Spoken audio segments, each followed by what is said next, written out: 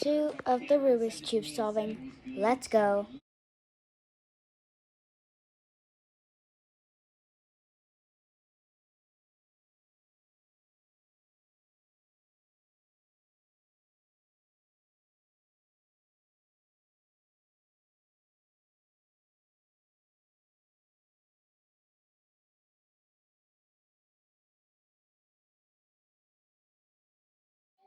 This is the furthest I've gone to getting my first color on something, like on one side, so it's pretty good.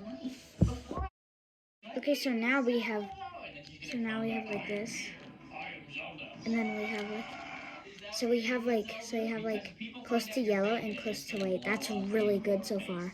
Okay, so this is the farthest I can get, and it's the closest that I can get to both sides.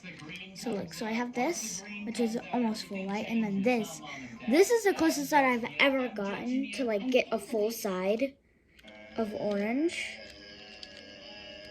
So, bit weird.